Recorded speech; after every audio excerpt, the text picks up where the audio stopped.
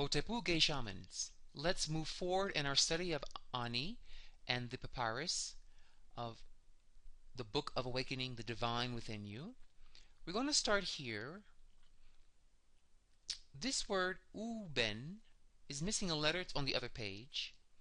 But Uben here, and then we start with 3. Uben means to rise. Ubenke, thou riseth. And then 3.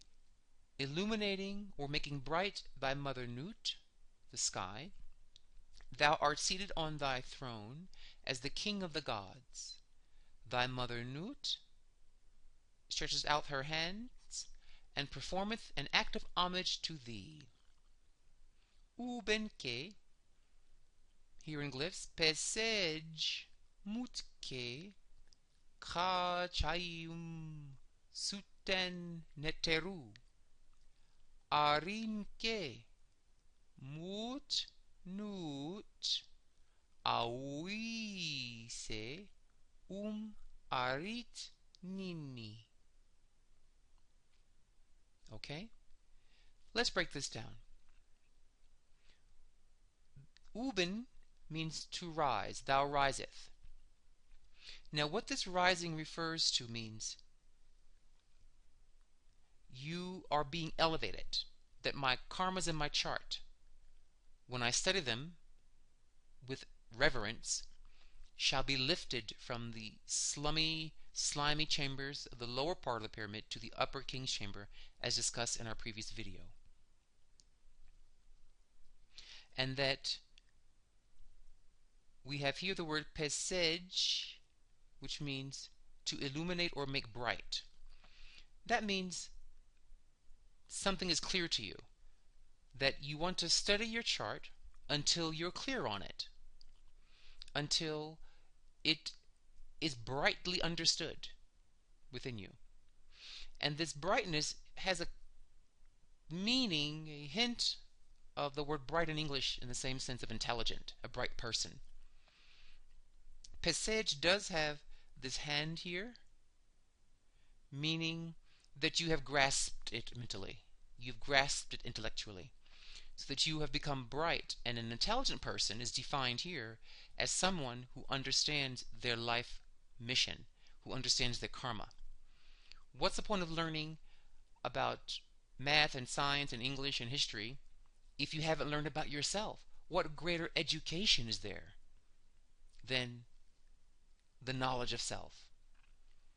So this line is saying, pesej, illuminate yourself on yourself. Pesej mutke. Now mutke, thy mother Nut, we don't use the deity Nut in our system in the Golden Beetle. We use another form of the sky deity called Mun, which means stable, enduring, that which is abiding and steady. It doesn't matter, it's the same basic archetypal principle. This Nut, the sky deity, corresponds to nothing more than the metaphysical world, your subconscious mind. That your subconscious mind is directly part of the metaphysical dimension.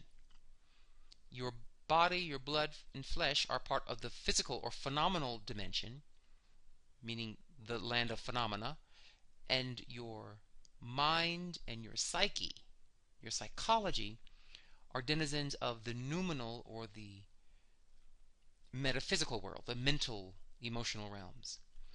So when you study your chart, you're making bright your understanding of the metaphysical world, Nut, as well as of your own subconscious mind. This is another way of saying, know thyself. You could say, pesej mutke.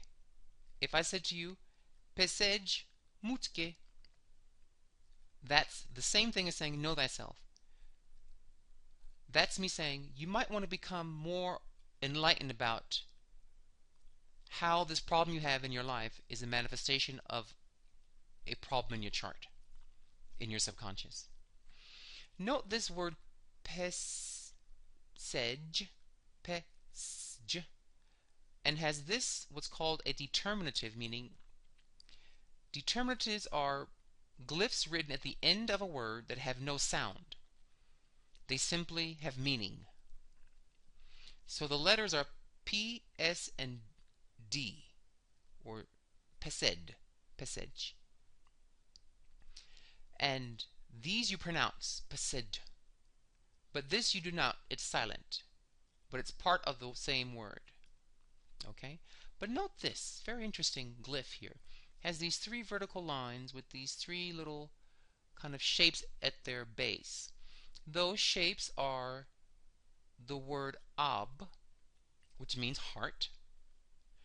And the word heart in Egyptian is the same word for mind. We understand that the mind is not in the brain, but the mind is in the heart. You must think with your heart. That's when you're really intelligent. When you think with your brain, you become very cunning, deceitful, clever, and dangerous, because the brain does not really connect emotionally to what it's thinking on. So we knew that brain thinking is very dangerous, so we didn't want to emphasize it. Now, we have again three lines with a heart-shaped plumb bob. That heart-shaped ob also means plumb bob, the weight at the end of a plumb bob of a scale to keep the scale from going up and down. But notice, we have three plumb bobs with three hearts. And the sun is written under the middle one here. Again, we have a reference to an astrology chart. The fact that we have the sun implies stars, because the sun is a star. And again, the dot would be the sun, and the circle would be the orbits of the planets. So again, an astronomical reference. These three plumb bobs, meaning you want to stabilize the karmas of your ecliptical part of your chart, of your ecliptical be the zodiac signs. Stabilize the horizon aspects, which would be the houses, and stabilize the latitudinal, longitudinal dynamics of your chart, meaning your astrolocality, being aware of what's called astrolocality, the gods who live in the town that you're residing in, the gods that want to work with you in that particular place on the earth. Also, this refers to the three stations of the seasonal sun. So you have the middle bar here, the middle line here is the equinox, which is March 21st for spring equinox, September 21st for fall equinox. This left line here would be the summer solstice, June 21st, and this line here is the winter solstice, December 21st. And in the Golden Beetle, in our gay religion, the calendar of the tropics, the tropical calendar, we call the calendar of the ancestors. We have a very advanced calendar for the dead. And it's locked into the tropical system. But this is telling us, here we have the word for sun, and three stations of the sun.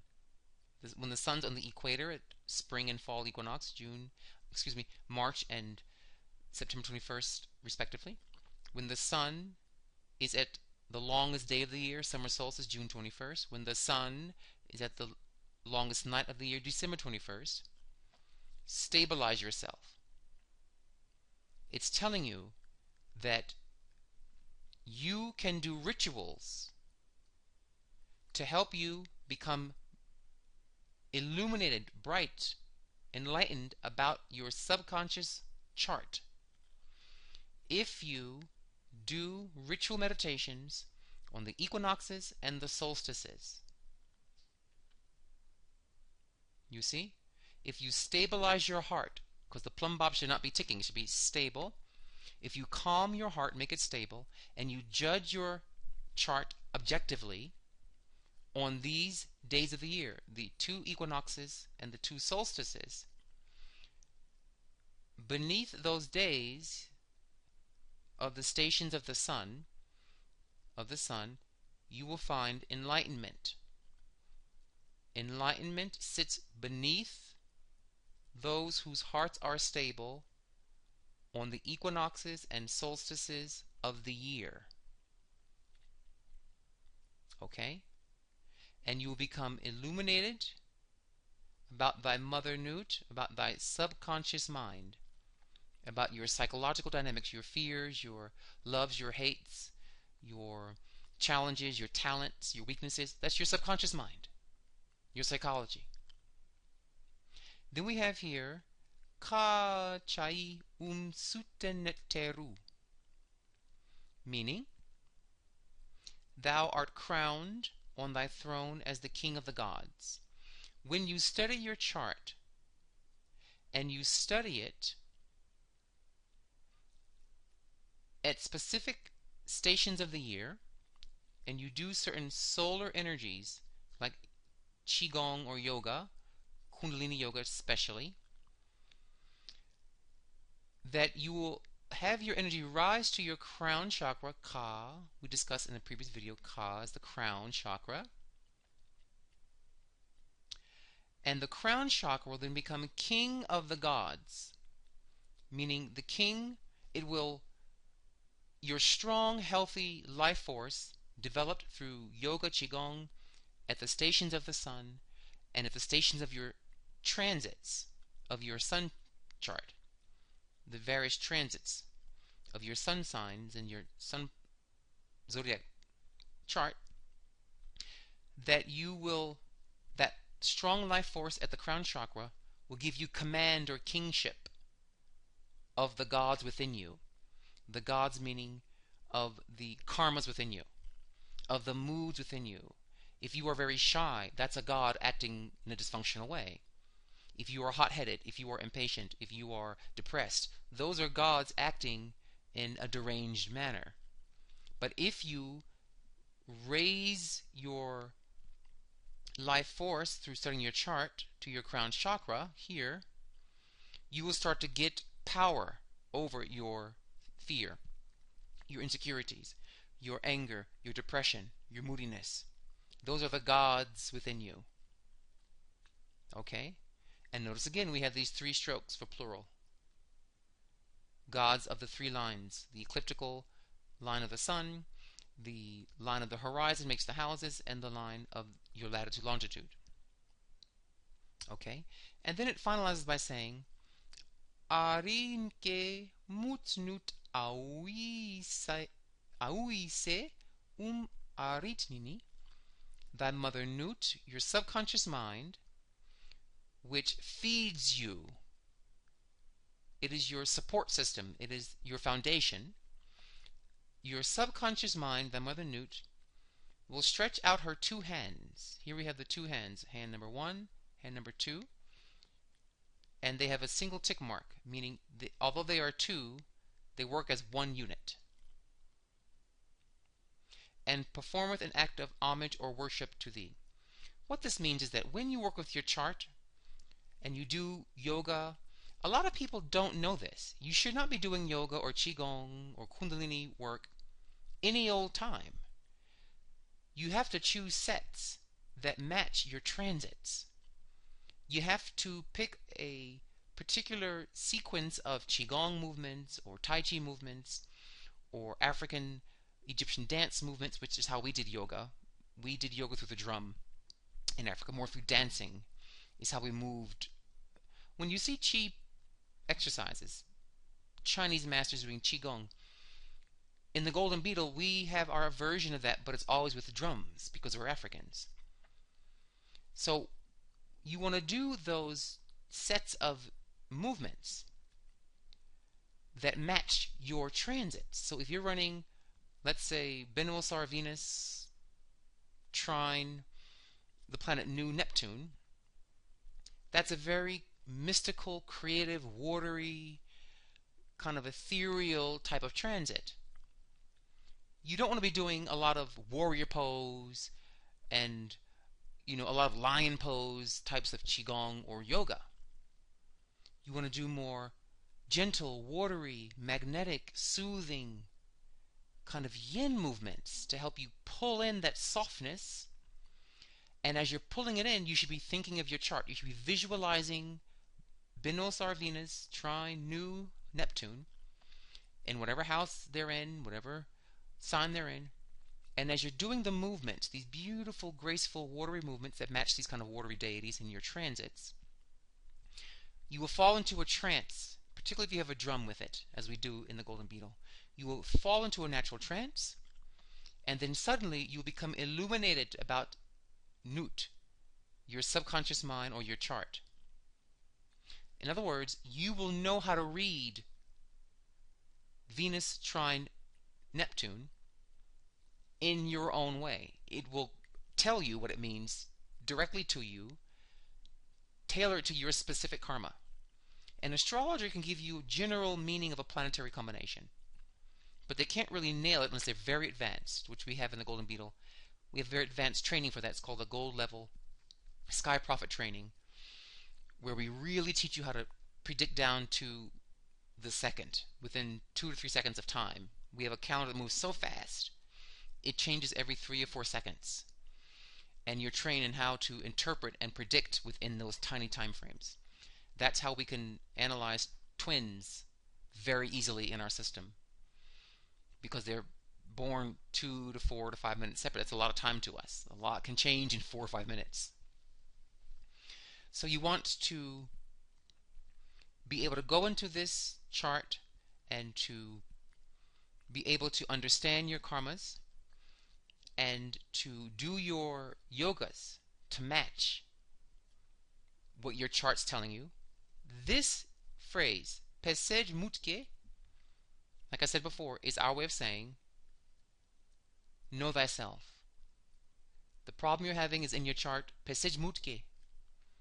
Become more enlightened about that issue in your chart, and you'll fix it during its transit, particularly during the summer stations, the equinox stations of spring, and the winter stations of the sun. Okay? And then it finally says, with her 2 hands. These 2 hands are what? They correspond to, one hand is your psychology, the other hand is your karmas, your manifestations. One is the mind, one is matter. The subconscious has a mind, and that mind can influence matter or events around you. This is called synchronicity. It also refers to the 2 brain hemispheres united as one. That also your psychological states and the events you magnetize to you look like they're separate hands, but they actually are one. They reflect each other. They are fractally self-similar. They mirror each other. Meaning, you have the friends, the finances, the job, the family that you deserve by right of consciousness. Change your consciousness, you'll change the kinds of things you're drawing in your life. The 2 act as one. The 2 reflect the same. When you study your chart like this, and you learn about your planets, you will then learn how to do rituals and yoga and meditations to those planets to change what they're bringing you, to change your luck. And then it says here, and that Nut will performeth an act of homage unto thee, that your subconscious mind, Nut or Mun, will begin to bring you karmas and moods, psychological states, and life events worthy of divinity, worshipped. They're going to bring you very clean and pure psychological states, thoughts, and moods, as well as events. This is called luck. The word for worship, you see, is nini, and it has here a man holding these same water signs in his 2 palms. Okay? Meaning that the universe, this man represents the universe, bringing the cosmic waters of mind and matter, bringing to you clean hands. This is a water symbol, okay? And he has both of his hands with this kind of floating water symbol, meaning he has clean hands. You see, we have hands here, and the theme iterates of hands here. The act of worship here shown, homage or worship to thee, means when you do your chart properly, the chart will worship you. These two water symbols mean mind over matter. And that when you have your chart properly understood at the right transits with the right yogas, etc., rituals, you can wish for something, you can visualize something, you can meditate on something, and it will worship you, meaning it will come right to you. It will bow to you. This is saying you can change your luck. If you meditate on your chart properly, in trance while doing yoga and qigong, you can change your life. Tony Robbins, eat your heart out. This is the way to really change your life, change your ways, change the events and the luck around you. So, I pray that you become enlightened about your subconscious mind and its dynamics. As you raise your kundalini to the crown of your head, so that nice bright energy, that life force, can give you command over the gods of your moods, your thinking, and of your life's events. And when you do that, your subconscious mind, which mothers your life's events, will stretch out her hands of synchronicity and grant unto you whatever you wish to happen, whatever you meditate upon, because you are worthy of worship. So, review this podcast, this YouTube video, and I pray that you find it brings you light, wisdom, and understanding. Dwawen Hotepu.